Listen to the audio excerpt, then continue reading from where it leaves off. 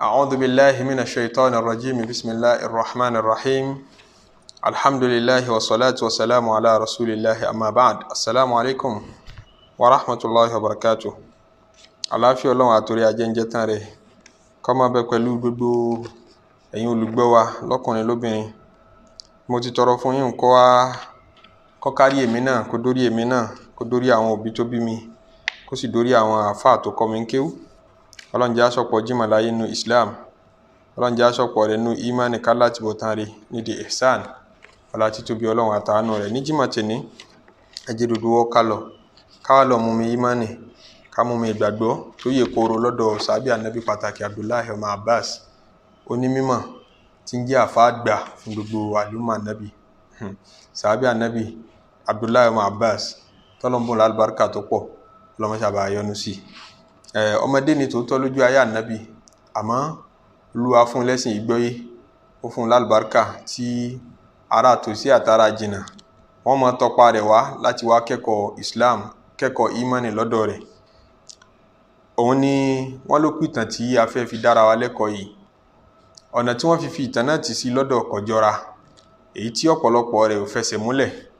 Àmọ́ àwọn àfọ mímọ̀ wo mélòó kan sùn wọ́n ní àwọn ilé wọ̀nyí ẹ lè ṣàǹfààní ń bẹ̀, wọ́n lálàáfíà níwọ̀nba. Ẹ lè fi kọ́ ara yín lẹ́kọ̀ọ́, ẹ̀kọ́ ẹ̀sìn tí ó yọ wọn kúrò nínú òkùnkùn bọ́ sínú ìmọ́lẹ̀, àtẹ̀kọ́ ayé tí yẹn máa gbọ́ tí máa fi gbáyé gbádùn ń bẹ nínú àwọn àkàwé tá a fẹ́ ṣe fúnra wa yìí àtàwọn wàásù yìí. Ọlọ́mọṣà jẹ́ rọrùn fún wa láti ṣe. Ó kọjá ntí ìjókòó kan tí ó lè yanjú, a máa mú lẹ́sẹẹsẹ lábẹ́ ìyọ̀ǹda Ọlọ́run ọba. k'Ọlọ́run fún wa lẹ́mìí, kó fún wa lálàáfíà àtàrísìkí tá a fi ṣe. Ọlọ́run wá fún wa ní ìmọ̀ àti ìmánì tá a fi bára wa sọ tí ó fi yẹra wa, tá a fi lò tó fi gbà lọ́wọ́ wa. Wọ́lá àánú Ọlọ́run. Ọ̀dọ̀ Imam Ahmad òun ni kẹtìjá lọ mú ẹgbà wa. Tọ́lẹ̀ ẹgbà wa tiẹ̀ ó láwọn àǹfààní tọ́pọ̀ èyí táwọn ẹgbà wa yòókù tọ́pọ̀lọpọ̀ wọn ò ní. Ká lè ríbi náà tán dáadáa, ká sì lè ríbi mú ní ká lè gbá mú láàrin, ká gbá mú ń da jìbẹ́ tí wọ́n wí. Ọlọ́run ṣàjò wúlò fún wa. Abdullahi ọmọ Abbas a pín sọ́nà méje àwọn ọ̀rọ̀ náà, wáàsí náà a pín sọ́nà méje, ó ju méje lọ. Àmọ́ bó ti dira wọn mú àti bó ṣe jọra wọn sí, ó jẹ́ a pín sí méje, ló jẹ́ a pín ní wàásù méje. Abdullahi ọmọ Abbas ní kuntu radifa nabi sallallahu alayhi wa sallam. Ó ní mi ní mo sì kejì ànábì lórí nǹkan ọ̀gùn níjọ́ kan, èmi rẹ̀ nìkan la wà ń bẹ̀. Faqal, ànábì wa ń bá mi sọ gẹ́gẹ́ bí ọmọdé, àgbàlagbà ń bọ́ ọmọdé sọ̀rọ̀ fún onímọ̀ràn bó ni ó ṣe ṣayé rẹ̀, bó ni ó ṣẹ̀sìn rẹ̀. Ya gulam, ọmọdé yìí, ànábì ń sọ bẹ́ẹ̀ fún Abdullahi ọmọ Abbas, ala u'allimuka kalimat, jẹ́ kí n kọ́ ẹ láwọn kankan, ọ̀rọ̀ ọgbọ́n, ọ̀rọ̀ òye, àṣírí tí yẹn fi ṣẹ̀sìn, àṣírí tí yẹn fi ṣayé. Ọba yọ́nú Ọlọ́run pàdé, ọdẹ ṣayé ìsinmi, ayé rẹ̀ ò ní ní wàhálà nú. Kalimatin, àwọn ọ̀rọ̀ ńláńlá kan. Kalimatin, àwọn ọ̀rọ̀ tí ó kọjá tí yẹn rà lọ́jà. Kódà bọ́ wá dọ́dọ̀ àgbàlagbà tó pẹ́ láyé, ò ní bá a lọ́dọ̀ ẹ̀ bó ti pẹ́ láyé tó. Yanfa'uka Allahu bihinna, tó bá dì mọ́wọ́ sí tó fi jẹun, Ọlọ́run ó fi ṣàǹfààní tọ́pọ̀ fún ọ. Fakultu bala, inú rẹ̀ dùn pé ànábì ọ̀yá mo fẹ́ gbọ́. Kí ni nǹkan ọ̀hún? Àkọ́kọ́ ọ̀rọ̀ tán yí ànábì sallallahu alayhi wa sallam bá Abdullahi ọmọ Abbas sọ ni pé ihfadhillaha yahfadhuka. Ọmọ yìí ihfadhillah,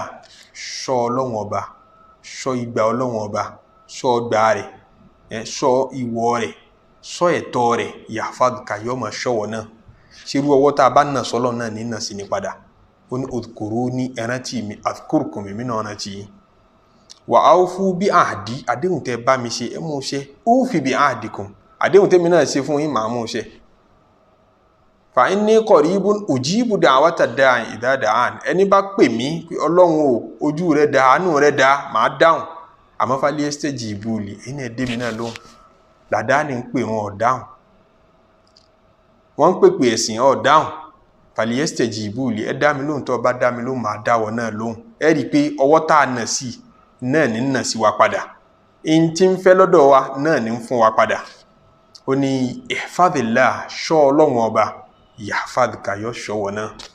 Mójútó fin rẹ̀, mójútó kí ni ń fẹ́, béèrè lọ́wọ́ Ọlọ́run, béèrè lọ́wọ́ àwọn àfẹ́ẹ̀sìn tán mọ́ Ọlọ́run ń pé kí ni Ọlọ́run ń fẹ́, kí ni ń fẹ́ lọ́dọ̀ rẹ̀. Má jẹ́ kẹ́nìkan tàn jẹ́ o, kó ní àníyàn ló ṣe pàtàkì. Ẹ̀sìn Islam yìí ṣẹ̀sìn àníyàn nìkan. Ẹ̀sìn mi ń bẹ, ẹ̀sìn ọkàn lásán ni wọ́n yìí lófin má ṣe wọ́n ti yọ ọ́ kúrò nínú ẹ̀sìn tiwọn. Wọ́n ní Paul ti sọ pé tó bá ti jẹ́ Jésù tó bá ti gbogbo òfin láíláí òun kò apply lérí rẹ̀ mọ́. Àwa mùsùlùmí kọ́ wà lófin o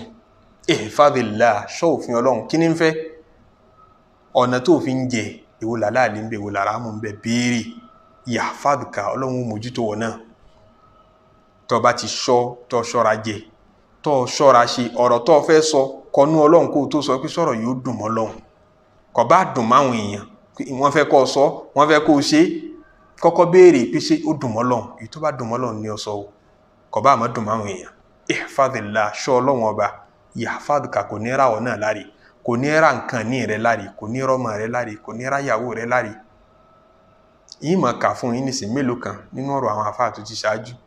tí wọ́n sọ ìgbà wọ́n sọ ìwọ Ọlọ́run ọba Ọlọ́run ò sì ra wọn náà láre. Sa'id ibn Musayyib ìkànnù àwọn àgbà àfáà tó kíwú lọ́dọ̀ àwọn sàábì ànábì ni òun ni wọ́n ní sọ pé ń sọ fọ́mọ rẹ̀ pé ya bunayya ọmọ mi inni la azidanna fi salati ọmọ rí mi ní ìgbà míì tí mo fi ìrun lékún ìrun ìyín kírun yóò dàbí dàpé ní sálámà mọ́ ńjọ́ mi ìrákà 10 níyàn ní náfìlà mọ́júmọ́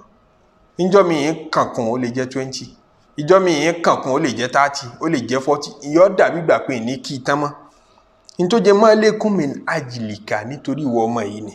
rọjá an uhfadha fik mo níran kan lọ́dọ̀ Ọlọ́run pé tí n bá ṣọ́ ìwọ Ọlọ́run dáadáa yóò ṣọ́ tèmi náà.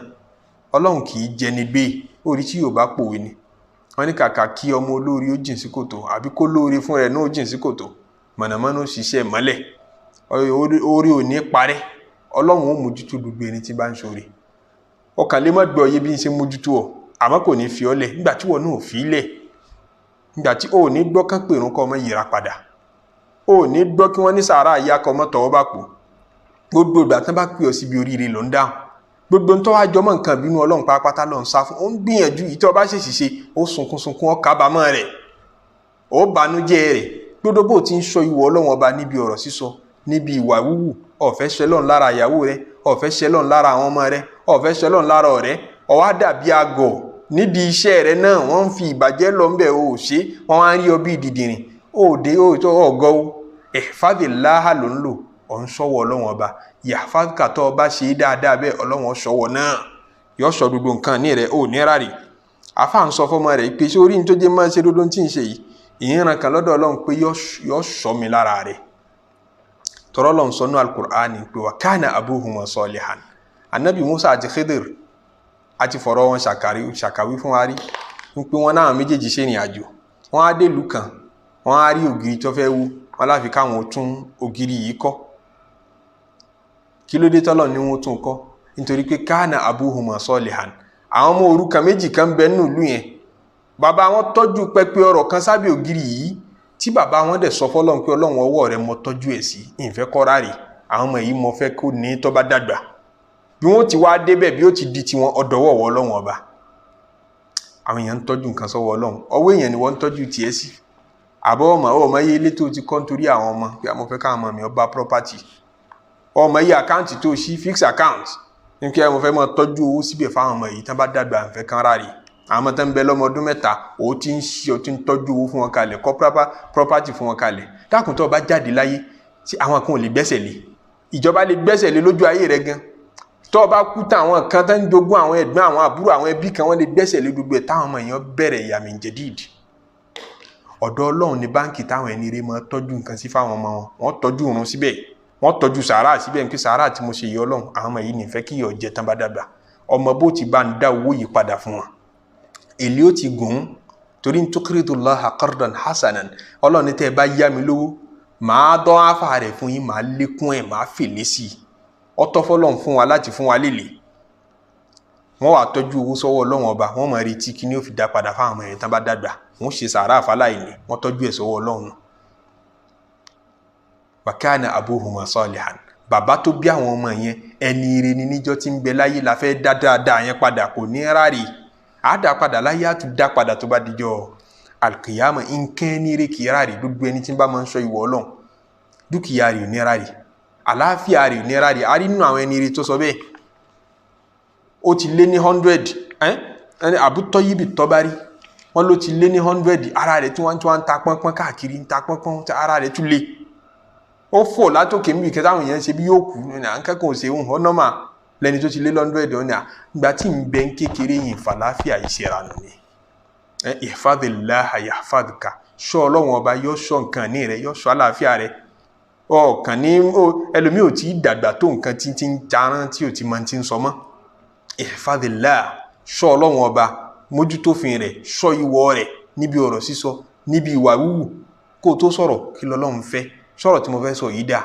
kódà tó o bá fẹ́ dákẹ́ má dákẹ́ àbòsí ìdákẹ́ tí ó dùn mọ́ Ọlọ́run ni ó dákẹ́ yahfadka yóò ṣọ́wọ́ náà yóò ṣọ́ nǹkan ní rẹ̀ yóò ṣọ́ property rẹ̀ yóò ṣọ́ lọ́wọ́ àlìjánnú ṣàmárà sọ ni nǹkan mélòó la lè sọ ọ yàn security tí ó máa tẹ̀lé ọ káàkiri pàpín ìsọ́tọ́mi ènìyàn mọ̀ náà nìkó ní kọ́lọ́pọ̀ máa tẹ̀lé òun káàkiri dàpọ̀ àwọn wàhálà kan ń bẹ tó bá délé ọlọ́pàá ojúbọ̀n lẹ̀ yọ sálọ nígbà tán bá mọ̀ pé ayé ń ṣe ọ́ àwọn àlìjànnú wọ́n ń tẹ̀lé ọ káàkiri bad luck ń tẹ̀lé ọ káàkiri alẹ́ ọlọ́pàá gan ojúbọ̀n lẹ̀ kò sí sálárì tó lè fún wọn sá ìyàwó sá ọmọ sá fún ọ ihfadillah àmọ́ tó o bá ṣọ́ ọlọ́run tó mójútó fi hàn yahfadka yọ ṣọ́wọ́ náà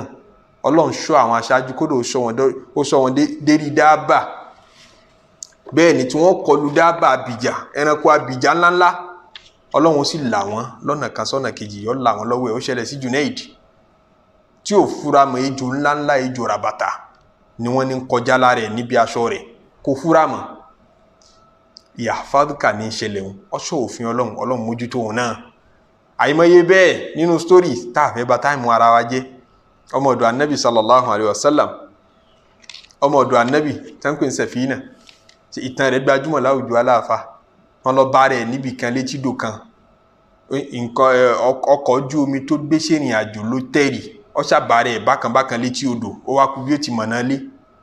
ní ìkòkò yọ sí i tẹ́rù bá táyà rẹ̀ já níbẹ̀ ní ti ń pariwo pé ọmọ ọ̀dọ̀ anabi ni mí ọmọ ọ̀dọ̀ òjíṣẹ́ anabi ọmọ ọ̀dọ̀ òjíṣẹ́ ọlọ́run ọba ni mí má ṣe nǹkan kan fún mi wọ́n ní kòkò náà ló ṣàtọ́nà rẹ̀ tó fọ̀nà hàn pé ọ̀nà bíi lọ́gbà lọ ihfadillah ṣọ́ ọlọ́run ọba ní kọ̀rọ̀ àti ní gbangba yahfadka yóò ṣọ́wọ́ náà nǹkan rí ò ní bàjẹ́ dúkìá rí ò ní bàjẹ́ obìnrin kan lójú ayé ànábì sallallahu alayhi wa sallam wọ́n ní ó tẹ̀lé wọn lọ sójú ogun kan ó wá láwọn ewúrẹ́ ó léwúrẹ́ ó sì láwọn aṣọ ìmọ̀ ohun ṣọ̀tà nígbà tí ó dé padà ewúrẹ́ rẹ̀ ti dì kan kò mọ ibi tó jẹ sí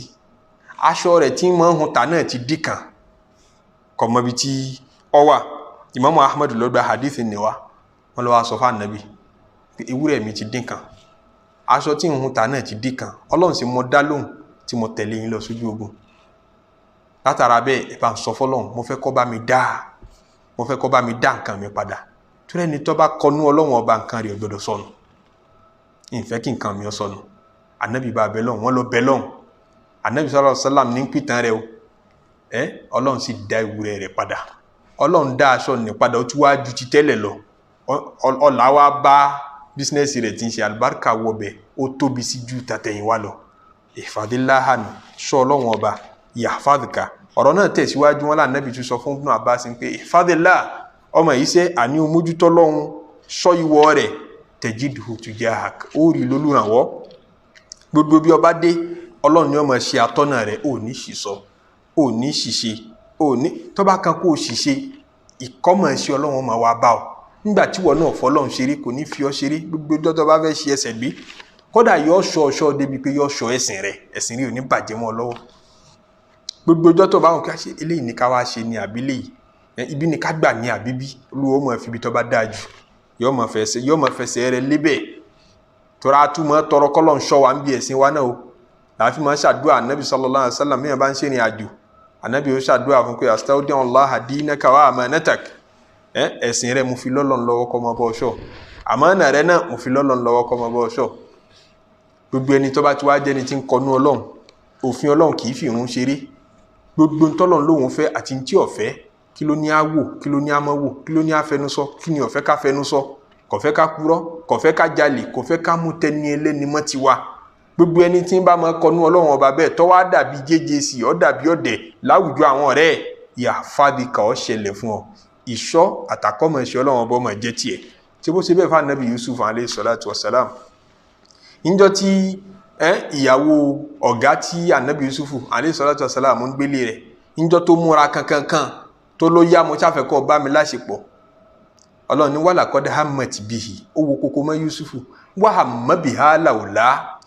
kọba Yusufu náà bá wo kókó mọ́ lawla an ra'a burhana rabbihi tí èyí bá ṣe pé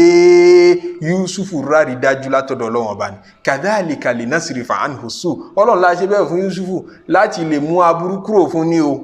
àwa láyọ́ o kò easy fọkùnrin láti bọ́ lọ́wọ́ irú nǹkan báwọn àwa láyọ́ innahu min ibadina al-mukhlasin ó wà nínú àwọn ẹrú tá a máa kó yọ kúrò nínú aburú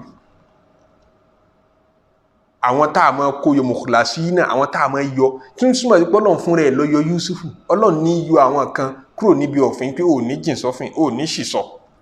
tó bá kan kó ṣìṣọ́ á sì ní wọ́n mọ́ fọ̀rọ̀ lọ yọ máa wá ká aláìpé àwọn sì fọ̀rọ̀ lọ mí àfẹ́ kó ṣìṣọ́ ni àwa là ń protect ẹ̀ a ṣe bẹ́ẹ̀ àfẹ́ lómi lówó torí tó bá lówó lọ́wọ́ yóò dìpò kí Abdullahi ọmọ Mas'ud ẹjẹ́ ń ka ọ̀rọ̀ rẹ̀ tọ́sọ ọ̀rọ̀ ọdún ọ̀rọ̀ làákàyè ó ní innal abda ń bẹ nínú ẹrú Ọlọ́run ọba tó ẹ́ pé la yahummu bil amr ọ̀rọ̀ wo kúkú lọ́kàn rẹ̀ gan mina tìjára ti gbé bísínẹ́sì yìí Ọlọ́run ti fẹ́ bẹ̀rẹ̀ kápítà yóò tí pé kìnnìkan yóò tí pé ọjà yóò tí ta Ọlọ́run mo fẹ́ kọ́ mo fẹ́ ta mo fẹ́ jọ lọ́nlẹ̀ wal imarati àbí kó mọ jà sóyè ń pé mo fẹ́ joyè yìí mo fẹ́ bọ́ bẹ́ẹ̀ mo fẹ́ mi lọ́kàn hatta yuyassara lahu ń pé kó lè rọrùn fóun fa yanzurullahu ilayhi Ọlọ́run máa wò báyìí fa yaqulu lil malaika Ọlọ́run máa sọ fún malaika pé isrifuhu anhu ẹ má jẹ́ orí bí joyè yẹn o isrifuhu anhu owó tí ń wá yẹn má jẹ́ ó ní isrifuhu anhu ọ̀rọ̀ tó fẹ́ sọ yẹn má fọ̀rọ̀ lọ torí yóò sì sọ torí tó bá lówó yóò dọ̀tọ̀ Ọlọ́run ẹ̀sìn rẹ̀ ó bàjẹ́ Ọlọ́run dẹ̀ ti ṣàdéhùn pé ihfadillaha yahfadka tá Ànábì sọ fún Ibn Abbas máa mójútó Ọlọ́run máa ṣọ́gbà máa ṣọ́ Ọlọ́run máa ṣọ́ra sí máa ṣọ́ra sọ máa ṣọ́ ìwọ Ọlọ́run ọba yahfadka Ọlọ́run ọṣọ́wọ̀ náà Ọlọ́run wá fẹ́ ṣọ́ padà Ọlọ́run fẹ́ má déhùn ṣe yọ́ á ní kó tòṣì yọ́ máa bèèrè owó kò ní rí bọ́rọ̀ yọ́ máa lóhun fẹ́ jẹ kò ní rí gbogbo tí ń fẹ́ lọ́dọ̀ Ọlọ́run ó lè má rí nítorí pé a ti mọ̀ pé tó bá rí ẹ̀sìn yẹn jábọ́ mọ́ lọ́wọ́ kì í yéèyàn sí gbà mí pé tóun bá lówó òun kúrò lákìrùn ẹlòmí ọmọ bẹ́ẹ̀ àìmọye láti rírì nígbà tó lówó lọ́kọ̀ wá mọ́ṣáláṣí òun náà mọ̀ pé òun ọ̀rọ̀ òun lọ́rùn mọ́ bíi tìjọ́hun láti gbà tọ́lọ́run ti dá ọjà bísínẹ́sì ńláńlá lẹ̀ fún un ẹlòmí sì ní nígbà tó bá ní ni ó tó rẹ́sìn ṣe a wà ní kó ní nítorí kó lè rẹ́sìn ṣe a yọ òṣì lọ́rọ̀ ẹ̀ kó lè bá àárọ̀ lọ́wọ́n bá sìn àáfin mójútó ẹ̀sìn ẹ̀ ni ẹ̀dọ́ a fún un lówó nítorí ń pa afẹ́ fi protect ẹ̀sìn ẹ̀ torí tó bá rí òṣì kò ní rẹ́sìn ṣe tẹ́lòmí bára ààrẹ kò ní rẹ́sìn ṣe ààrẹ sì ni yóò ṣẹlòmí tí ó fi mọ̀nà mọ́ṣáláṣí gbàùn gẹ́gẹ́ ní ó múra sẹ́sìn ní ó múra sádùá nítorí pé ń wá láàfíà àti mọ́ tó sùn ti kálukú àwa fẹ́ ṣọ́ afẹ́ protect Ọlọ́run mọ̀ sọ fún àmàláíkà pé sirifuhu anhu fa inni in yassartuhu lahu adkhaltuhu nara torí tí ń bá ní kí n tán wáyìn ọrọ̀rùn fún yóò wọ́ná yìí mú wọ́ná fa yasrifuhu Allahu anhu Ọlọ́run wà má burúkú rẹ̀ fọ́mọ ènìyàn fa yadhallu yatatayyar inú rẹ̀ yóò mọ bàjẹ́ yóò mọ ro burúkú ayẹkúlù sabaqani fulani yóò mọ ní fún àwọn lágbájá àwọn ọmọ lẹ́yìn mi wọ́n ti lówó lọ́wọ́ èmi ò tí ì ní wọ́n ti dọlọ́lá wọ́n ti ń gun mọ́tò èmi ò tí ì ní ọmọ huwa illa fadlullah kò ní mọ̀ pé Ọlọ́run protect òun ni protection Ọlọ́run ọba ni tó ti ṣe nínú àdéhùn pé ihfadillah máa ṣọ́ Ọlọ́run ọba tó bá ti jẹ́ni tí ń bẹ̀rù Ọlọ́run ní kọ̀rọ̀ àti ní gbangba yahfadka kò ní fi wọ́n náà ṣeré ihfadillah ṣọ́ Ọlọ́run ọba tajidhu tujahaka ọmọ bá pàdé lólùrànwọ́ ọmọ bá pàdé gbogbo bí ọba wà tó bá fẹ́ ṣe ẹsẹ̀ gbé yọ gáìdì rẹ̀ tó bá fẹ́ ṣìṣọ yọ gáìdì rẹ̀ ọlọ́mọṣẹ́ àmọ́ protect wa fi wá sínú àwọn tí ó relé ìlò àtúmọ̀ tẹ̀síwájú láwọn ọ̀sẹ̀ tí ń bá ń bọ̀ wá aqulu ma tasma'un in tí ń sọ tẹ́ ń gbọ́ yìí wa astaghfirullaha li wa lakum ní mò ń tọrọ àforíjì kó foríjì mi àtẹ̀yìn tẹ́ ń gbọ́ náà walil muslimina min kulli dhanb àti gbogbo mùsùlùmí kúrò níbi ẹ̀ṣẹ̀ wa innahu huwal ghafurur rahim òun lọ́ba aláforíjì òun lọ́ba oníkẹ́ ọlọ́mọṣẹ́ àkẹwà mọ́ṣẹ́ àforíjì wa ẹjẹ́ àtìtì lọ jímọ̀ àwátá àbátì kí jímọ̀ kí awẹ̀wẹ̀ jímọ̀ káṣẹ́ sàlájú tó pọ̀ fún Nabi sallallahu alaihi wasallam subhana rabbika rabbil izzati amma yasifun wa salamun ala al-mursalin walhamdulillahi rabbil alamin.